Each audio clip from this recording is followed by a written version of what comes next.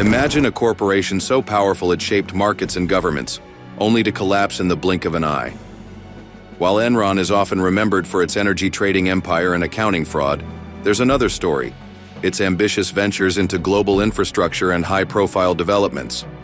From skyscrapers to failed broadband projects, this is the untold story of how overreach and hubris destroyed a corporate giant. Stay with us as we uncover the secrets behind Enron's diversification into real estate and infrastructure, the red flags ignored, and the devastating lessons that echo to this day.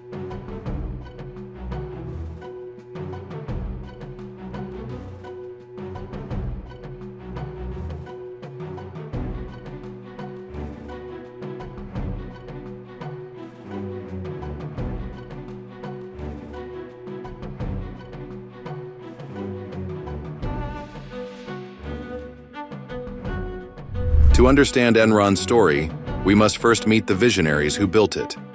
Kenneth Lay, Enron's founder and chairman, was a charismatic economist with grand ambitions. Jeffrey Skilling, the company's CEO, brought a sharp mind and innovative but risky strategies to the table. And Andrew Fastow, the CFO, was the financial architect who masterminded Enron's complex accounting schemes. These men turned Enron into a global powerhouse, earning accolades and billions in wealth. By 2000, Enron was America's seventh largest corporation, valued at over $70 billion. They were hailed as geniuses, leaders of a new era in business.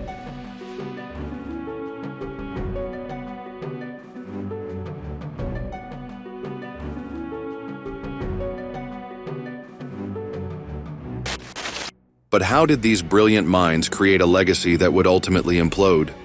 And what role did diversification play in their empire's collapse?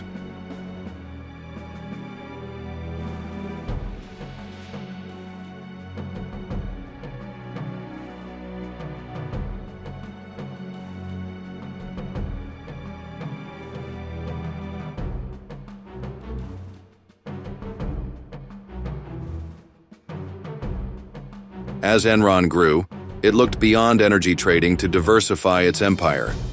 High-profile infrastructure and real estate-linked projects became key components of its expansion strategy.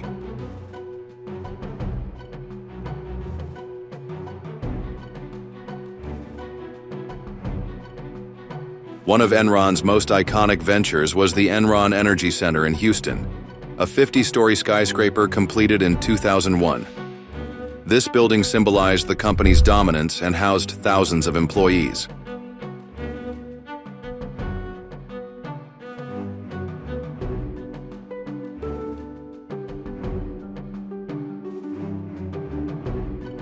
Enron's ambitions extended globally, with investments in infrastructure projects like power plants in India, Brazil, and the UK. These often involved partnerships that tied real estate development to energy production, reflecting Enron's vision of integrating its operations. In 1999 alone, Enron invested over $3 billion in international projects, making it a dominant player in emerging markets.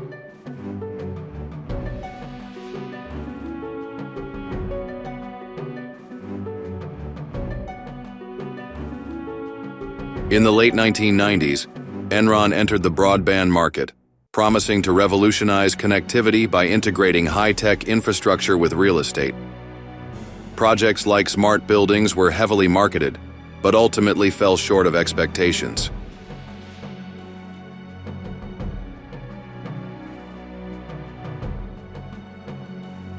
Analysts warned that the lack of a clear revenue model would lead to significant losses.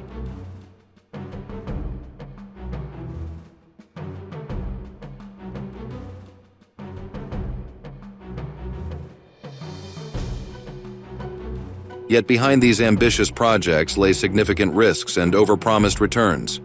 What were the cracks in this glittering facade?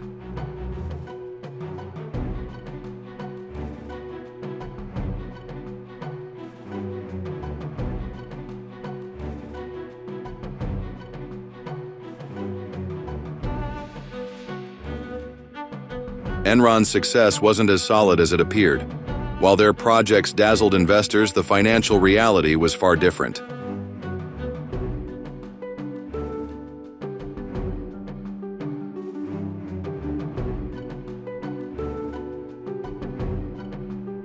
Andrew Fastow devised intricate financial structures known as special purpose entities. These SPEs allowed Enron to shift debt off its books, inflating profits and concealing liabilities. This tactic wasn't just confined to energy.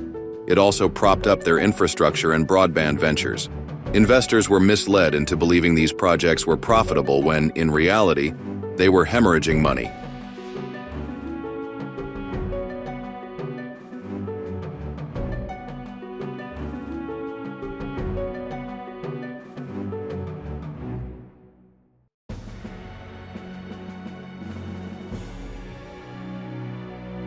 Enron's broadband and infrastructure-linked real estate projects failed to deliver on their ambitious promises. The costs spiraled out of control, but the company continued to tout them as major successes. Former employees have recounted internal skepticism, with some warning leadership about the unrealistic expectations placed on these ventures. How long could Enron's illusion of success last, and who would uncover the truth?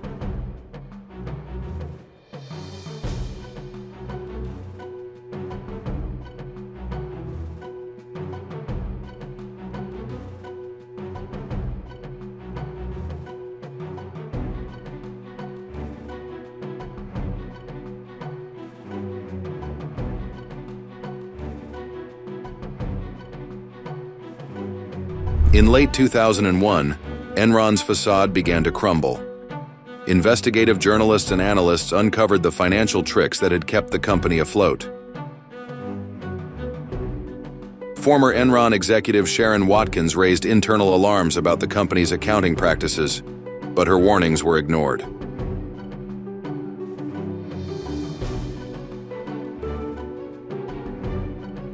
Meanwhile, journalists exposed the depth of Enron's deceptions, triggering investigations. Watkins famously wrote a memo to Kenneth Lay, stating that the company could implode in a wave of accounting scandals.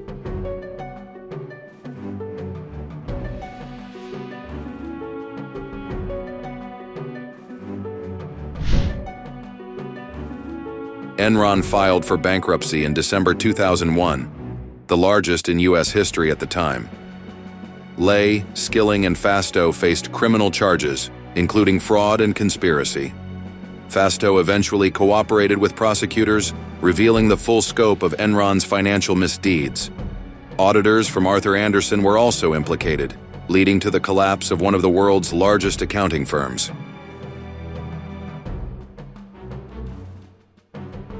What happened to the leaders of Enron after the collapse? And how did its downfall reshape corporate America?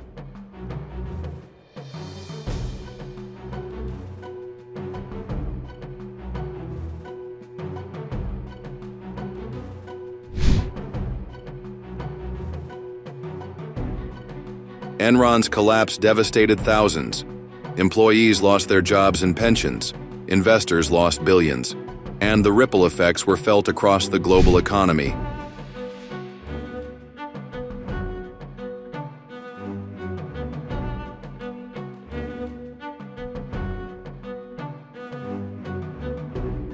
Enron's unfinished projects became symbols of its hubris. The Enron Energy Center was sold off to Chevron, while international infrastructure ventures were abandoned, leaving local governments to pick up the pieces.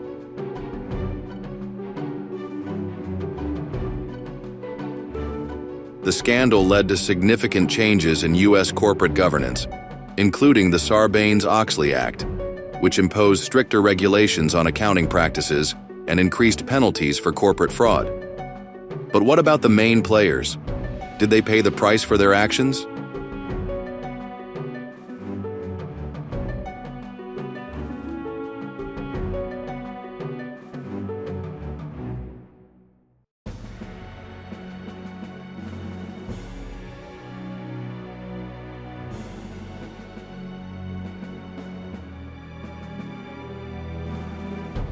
Kenneth Lay, Enron's charismatic founder, faced multiple charges but passed away in 2006 before serving prison time.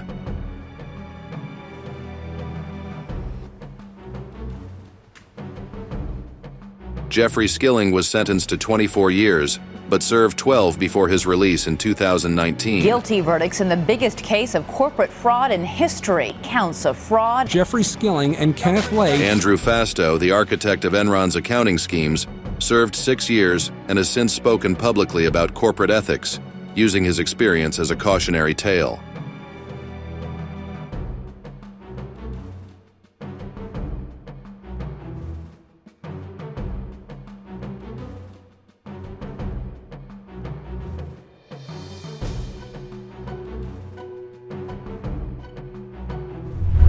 Today, Enron's name is synonymous with corporate fraud.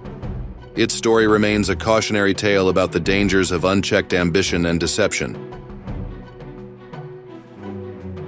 And as new corporations rise with similar promises of innovation and ambition, one question lingers.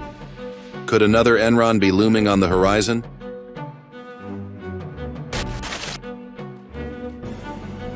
If you enjoyed this story, hit that subscribe button.